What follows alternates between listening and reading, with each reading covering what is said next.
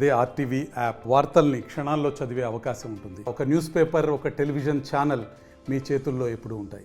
ప్రస్తుతం కురుస్తున్న అకాల వర్షాల వల్ల సామాన్య జనాలు ఉక్కిరిబిక్కిరవుతున్నారు. ఇప్పటికే అధికారులు, వైద్యులు కొన్ని సలహాలు, సూచనలు చేస్తున్నారు.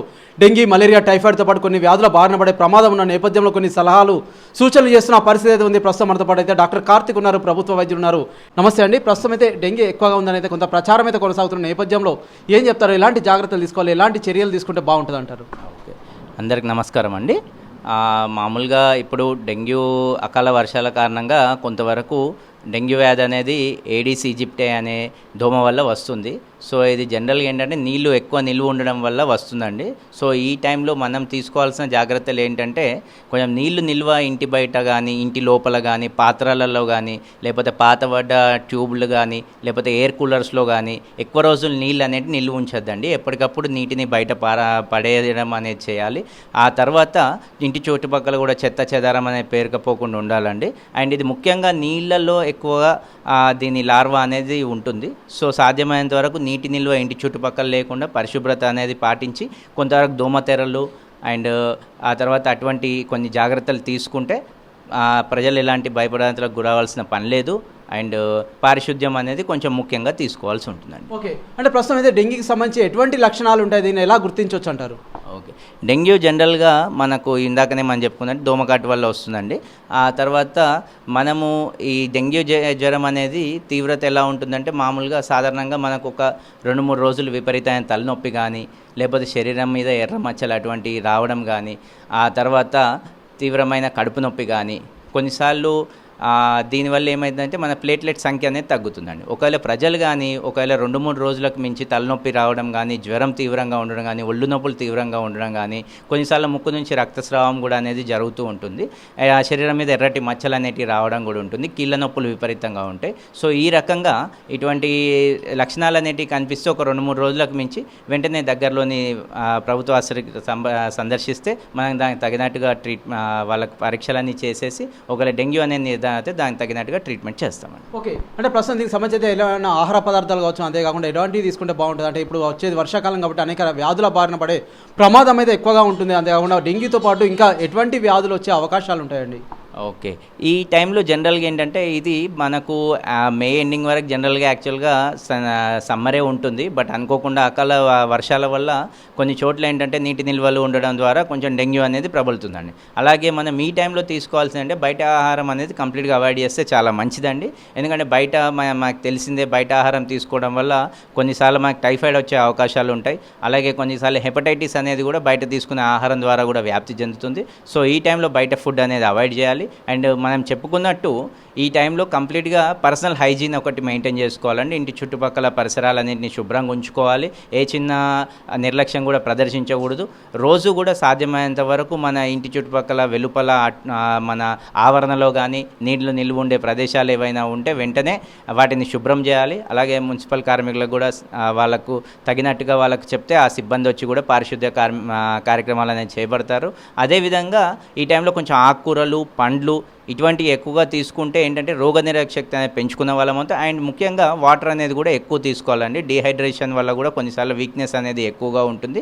అండ్ కొన్నిసార్లు కణాలు మనం చెప్పుకున్నట్టు డెంగ్యూ వల్ల కొన్నిసార్లు కణాలు అనేవి తగ్గుతుంటాయి. సో అటువంటి ప్రమాదం ఉంటే కూడా సో జనరల్గా హైడ్రేటెడ్గా ఉండి సరైన టైంలో ఆహారం తీసుకొని మంచి పోషకాలు ఉన్న ఆహారం మనం ఇందాక చెప్పుకున్నట్టు ఆకుకూరలు కానీ, కూరగాయలు కానీ, పండ్లు కానీ ఇటువంటి ఎక్కువగా తీసుకుంటే ఎటువంటి భయభ్రాంతులకు కూడా అవసరం. కాకపోతే సాధ్యమైనంత వరకు మాత్రం బయట ఫుడ్ అవాయిడ్ చేయండి. బయట వాటర్ తాగడం కూడా అవాయిడ్ చేయండి. అండ్ ఇంట్లో కూడా మనకు వచ్చిన ట్యాప్ వాటర్ కొంచెం వేడి చేసుకొని బాయిల్ చేసుకొని తాగినట్టు అయితే ఇంకా మరీ మంచిది. ఓకే, అంటే మీలాంటి వైద్యులు కావచ్చు, అధికారులు అయితే ఎన్ని సలహాలు సూచనలు చేసినప్పటికీ సైతం కొంతమంది అయితే సొంత వైద్యానికి పోతుంటారు. అంతేకాకుండా కొంత మూఢనమ్మకాల వైపు అయితే వెళ్తుంటారు. ఇటువంటి వారికి అయితే ఏం చెప్తారు సార్? అది డెఫినెట్గా అండి ఇట్లాంటివి జరుగుతున్నాయి. అండ్ మా దృష్టికి కూడా అప్పుడప్పుడు కొంతమంది అంటూ ఉంటారు. నేను దయచేసి ప్రజలకు కూడా మేము చేసే విజ్ఞప్తి ఒకటే ఏంటంటే సకాలంలో మీరు వైద్యం అందకపోతే మాత్రం డెంగ్యూ కూడా కొంచెం ప్రాణాంతకంగా అయ్యే అవకాశం ఉంటుంది. సో సాధ్యమైనంత వరకు మేము ఇస్తున్న సలహాలు సూచనలతో పాటు ఇప్పుడు మీరు ఎప్పుడు కానీ ఒక విషయం గుర్తుపెట్టుకోవాలి. ఏంటంటే మంత్రాలకు చింతకాయలు రాలే అని ఒక పురాణ సామెత ఉంది కాబట్టి దాని ఆధారంగా చెప్తాం. ఏది కూడా మంత్రాల్లో లేకపోతే చిన్నపాటి పథ్యం చేయడం వల్లనో ఉండదు. కదండి, దాని సరైన ట్రీట్మెంట్ అనేది తీసుకోవాలి. వచ్చిన రోగం ఏంటనేది అది రక్త పరీక్షల ద్వారా వాళ్ళకు వచ్చే సిమ్టమ్స్ ద్వారా తెలుస్తాయి. సో దానికి తగ్గట్టుగా మేము అందరం కూడా మీకు సదా అందుబాటులో ఉంటాం, సదా మీకు సేవలు చేయడానికి అందుబాటులో ఉంటాం. కాబట్టి మీరు సాధ్యమైనంత వరకు వైద్యుడిని, క్వాలిఫైడ్ డాక్టర్ని సంప్రదించి దానికి తగ్గట్టుగా ట్రీట్మెంట్ తీసుకుంటే డెఫినెట్గా మీకు ఎటువంటి ఏ వ్యాధి వచ్చినా కూడా దాన్ని ఈజీగా నయం చేసుకోవచ్చు. అంతేగాని మీరు ఆలస్యం చేస్తే అంటే బయట వైద్యం కానీ లేకపోతే మీరు అన్నట్టు ఏ నాటు వైద్యం కానీ ఇటువంటివి కానీ కొంతవరకు ఇటువంటి తీసుకుంటే మాత్రం అది చేయి దాటిపోయిన తర్వాత ఎవరు మాత్రం ఏం చేయలేము. సో సాధ్యమైనంత వరకు ఎటువంటి లక్షణాలు ఉన్నా వెంటనే వైద్యుని సంప్రదించండి, కరెక్ట్గా వైద్య సేవలు అందుబాటులో ఉంటే స్వీకరించండి. ఓకే, అంటే ఇప్పుడైతే డెంగీకి సంబంధించి ప్రధానంగా చూసినట్లయితే ఒకసారి వచ్చి ఉంటే మళ్ళీ వచ్చే అవకాశాలు ఏమైనా ఉంటాయి? అంటే గత సంవత్సరం వచ్చింది, మళ్ళీ అది డెవలప్ అవుతుంది అంటే లోపల ఇంకా ఉంది అనే కొన్ని అనుమానాలు సైతం ఉంటాయి కదా, ఇటువంటి వారికి అయితే ఏం చెప్తారంటే అలాంటి అవకాశాలు ఏమైనా ఉంటాయండి? లేదండి, అట్లా ఏముండదు. కాకపోతే ఒక్కటి ఏంటంటే రోగనిరోధక శక్తి అనేది తక్కువ ఉన్న వాళ్ళకు కొంచెం ఏంటంటే సిమ్టమ్స్ త్వరగా బయటపడతాయి. సో సాధ్యమైనంత వరకు రోగనిరోధక శక్తి తక్కువ ఉన్న వాళ్ళే, అందుకే మనం ఇందాక చెప్పుకున్నాం కొంచెం ఆకుకూరలు, పండ్లు ఇటువంటి ఎక్కువ మంచి హైడ్రేషన్ ఎక్కువ తీసుకోవాలి, వాటర్ తీసుకోవాలి, ఓఆర్ఎస్లు ఇటువంటి అన్నీ తాగుకుంటూ కొంచెం బాడీని మన సాధ్యమైన పోషకాలు బయట నుంచి వెళ్ళి తీసుకొని ఆ తర్వాత రోగనిరోధక శక్తి తక్కువ ఉన్న వాళ్ళు అంటే వృద్ధులు కానీ కొంతవరకు మనకు షుగర్ బీపీ ఉన్న పేషెంట్స్ కానీ వీళ్ళు కొంతవరకు కేర్ తీసుకుంటే సరిపోతుందండి. అంటే ఇది లాస్ట్ టైం వచ్చింది కదా మళ్ళీ వస్తుందా అంటే ఇదేమో అలా ఉండదండి. మామూలుగా దోమ ద్వారా సంక్రమించేది కాబట్టి ఇప్పుడు లాస్ట్ ఇయర్ వచ్చినా కూడా మళ్ళీ మీరు అజాగ్రత్త వహించి మళ్ళీ ఉంటే డెఫినెట్గా మళ్ళీ వ్యాధి వచ్చే అవకాశాలు ఉంటాయి, దోమకాటు వల్ల వచ్చే అవకాశాలు ఉంటాయి. సో సాధ్యమైనంత వరకు మనం చెప్పుకున్నట్టు నీటి నిల్వలు లేకుండా దోమల పెరుగుదలను అడ్డుకుంటే మనం ఎటువంటి రోగాల బారిన పడం. సో సీజన్ చేంజ్ అవుతుంది కాబట్టి ప్రజలు కూడా ఈ టైంలో కొంచెం అప్రమత్తంగా వ్యవహరించి సాధ్యమైనంత వరకు మన ఆరోగ్యం మన చేతుల్లోనే ఉంటుంది. సో ఫీవర్ అటువంటివి వచ్చినప్పుడు వెంటనే వైద్యుని సంప్రదించడం అండ్ ఆ లక్షణాలు ఉంటే వెంటనే గుర్తించి దగ్గరలోని ప్రభుత్వ ఆసుపత్రి వైద్యుల్ని సంప్రదిస్తే మీకు కావాల్సినటువంటి ట్రీట్మెంట్ మేము చేసి డెఫినెట్గా మనందరం కూడా ఆరోగ్యాన్ని కాపాడుకోవచ్చు. ఓకే, ఇంకొక విషయం చెప్పండి ఫైనల్గా అయితే, మొన్నటి వరకు అయితే ప్రపంచాన్ని వణికించినటువంటి కరోనా మళ్ళీ అయితే వస్తుందని కొంత ప్రచారం అయితే కొనసాగుతున్న నేపథ్యంలో ఏం చెప్తారు? అంటే ఎటువంటి జాగ్రత్తలు తీసుకుంటే మంచిది అంటారు? అంటే ఆల్రెడీ కొంత తెలిసినప్పటికీ సైతం ఇంకా ఇప్పుడు అయితే మళ్ళీ వేరియంట్ మారింది అని అయితే చెప్తున్నారు కాబట్టి ఇంకా ఏం చెప్తారండి?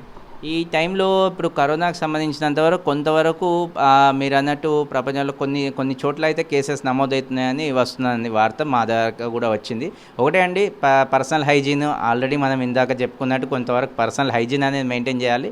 కోవిడ్ తీవ్రత అప్పుడు ఉన్నంత ఎక్కువగా అయితే లేదు అండ్ కొన్ని కేసెస్ నమోదవుతున్నాయని మా దృష్టికి కూడా వచ్చింది. బట్ స్టిల్ మనం ఎంతవరకు అయితే సాధ్యమైనంత వరకు అప్పుడు కూడా చేసినట్టే కొంచెం మాస్కులు అవి ధరించండి, బహిరంగ ప్రదేశాల్లో ఉన్నప్పుడు మాస్కులు ధరించడము, కొంతవరకు బయటికి వెళ్ళి వచ్చిన తర్వాత కాలు చేతులు సరిగా కడుక్కోవడం, సాధ్యమైనంత వరకు మంచి ఆహారం తీసుకోవడము, సేమ్ లాస్ట్ టైం చేసినట్టే డిస్టెన్స్ పాటించడము, శానిటైజ్ చేసుకోవడము అండ్ తగినంత వరకు పర్సనల్ హైజీన్ మెయింటైన్ చేసుకుంటే దీని బారిన పడకుండా ఉండగలుగుతామండి. అండ్ డెఫినెట్గా కొంతవరకు సీజన్ మారుతున్నప్పుడు కొన్ని కొత్త రకమైన ఫ్లూస్ రావడం కానీ, ఫ్లూ జ్వరం రావడం కానీ, కొంతవరకు ఎటువంటి చిన్నపాటి జ్వరాలు రావడం కానీ, కొంతవరకు మీరు అన్నట్టు టైఫాయిడ్ ఇందాక చెప్పుకున్నట్టు టైఫాయిడ్, మలేరియా సీజన్ అలా ఉంది కాబట్టి సాధ్యమైనంత వరకు పర్సనల్ కేర్ తీసుకుంటూ సరైన ఆహారం తీసుకుంటూ మాస్కులు ధరించి కొంతవరకు బహిరంగ ప్రదేశాల్లో ఎక్కువగా తిరగకుండా సేమ్ డిస్టెన్స్ మెయింటైన్ చేసుకుంటూ ఉంటే డెఫినెట్గా మనం ఏ వ్యాధి బారిన పడం అండ్ మనకు సాధ్యమైనంత వరకు ఈ చర్యలు తీసుకుని డెఫినెట్గా ఆరోగ్యంగా ఉండగలుగుతాం. ఓకే అండి, ప్రస్తుతం మనమైతే చూడడం జరుగుతుంది. మనతో పడితే డాక్టర్ కార్తిక్ అయితే మాట్లాడడం జరిగింది. ప్రభుత్వ వైద్యులు అయితే వెల్లడిస్తున్నారు కొంత పర్సనల్ హైజీన్తో పాటు కొంత జాగ్రత్తలు అయితే పాటిస్తే ఎటువంటి వ్యాధుల బారిన పడే ప్రమాదం అయితే ఉండదని వారైతే వెల్లడిస్తున్న పరిస్థితి అయితే మనమైతే చూస్తున్నాం. ఈ మధ్య చూసినట్లయితే డెంగీతో పాటు ఇతరత్ర కొన్ని రకాల వ్యాధుల బారిన పడుతున్న నేపథ్యంలో కొన్ని సలహాలు సూచనలు చేస్తున్నారు, కొన్ని జాగ్రత్తలు సైతం చెప్తున్నారు. అంతేకాకుండా ప్రపంచాన్ని వణికించినటువంటి కోవిడ్-19 సంబంధించి మళ్ళీ వస్తుందన్న ప్రచారానికి అయితే ఎవరు భయపడదు, కొంత జాగ్రత్తలు తీసుకుంటే అందరం సేఫ్గా ఉండొచ్చు అని అయితే వైద్యులు సూచిస్తున్న పరిస్థితి అయితే మనమైతే చూడడం జరుగుతుంది. ఓటు స్టూడియో మరిన్ని వీడియోస్ కోసం ఛానల్ ని సబ్స్క్రైబ్ చేయండి. లేటెస్ట్ అప్డేట్స్ కోసం వాట్సాప్ ఛానల్ ని ఫాలో అవ్వండి. ఆ లింక్ డిస్క్రిప్షన్ లో ఉంది.